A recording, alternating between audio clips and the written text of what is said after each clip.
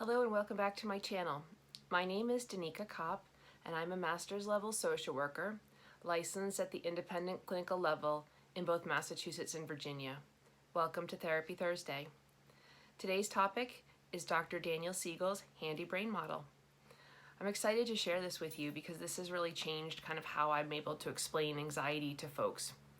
So when we talk about your handy brain model, we talk about your hand, okay? So when you start off, down here is the kind of the back of your neck, okay? If you're kind of like, this is going to be your forehead and your face, and this is going to be the back of your head going down to your spine, okay? So starting back here, you have your brainstem, and it's your reptilian brain, and it's the basement of your brain. I have some notes, so excuse me while I refer to them. So back here, this is the core function of your brain. So this is where your brain knows to breathe, your heart knows to beat, it takes care of your digestion, and this part of your brain has basic needs. It gets hungry, it gets tired, it gets scared, it gets angry. And as long as those needs are met, this is a happy part of your brain. And all living beings have, kind of this reptilian part of their brain, okay? Now, in the middle here is the limbic system. And this is your mammalian part of your brain, or your upstairs brain. And so all mammals have this part of your brain.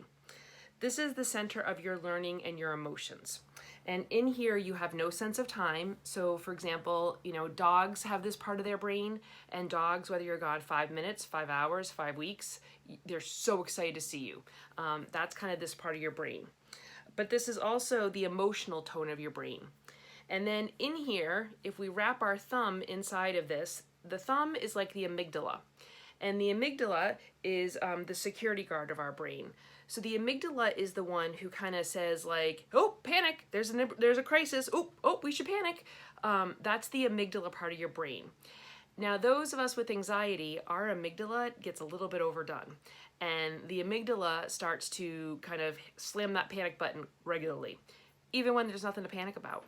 And then we just get so used to being in a state of panic that that becomes our normal. And so we have to really kind of work on training our security guard to kind of calm down and really only look for the true emergencies, all right? So on top of this is our prefrontal cortex. And our prefrontal cortex is the human part of our brain. And this is the conductor of our train, okay? The prefrontal cortex.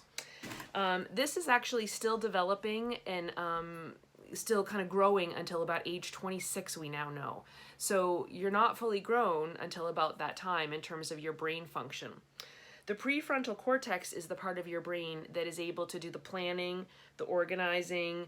It can regulate your attention. It is your decision making. It moderates your behavior. It is able to kind of look at your motivation and kind of find motivation in other places other than kind of just like, is it good for me?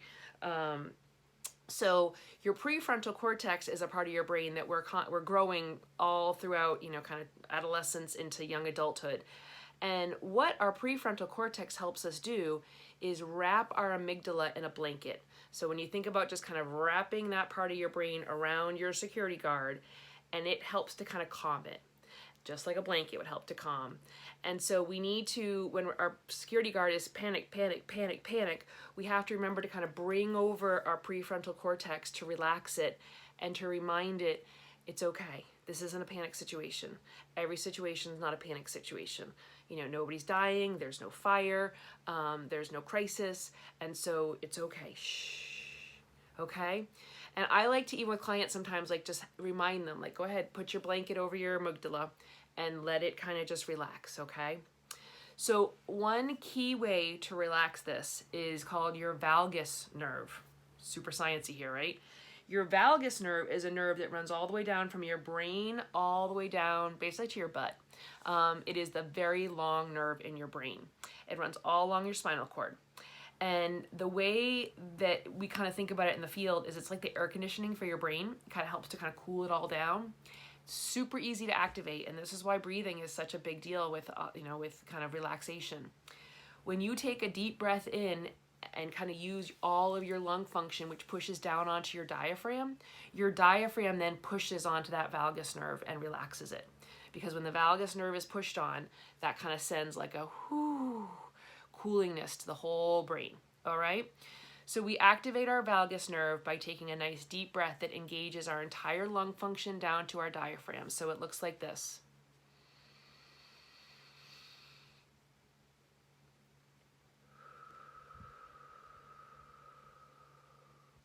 And that's why taking a nice big deep breath is so calming. It helps to practice that. That's a skill, much like learning to play an instrument, that you don't just all of a sudden pull out in a concert and say, oh yeah, I've never seen this instrument, I got this.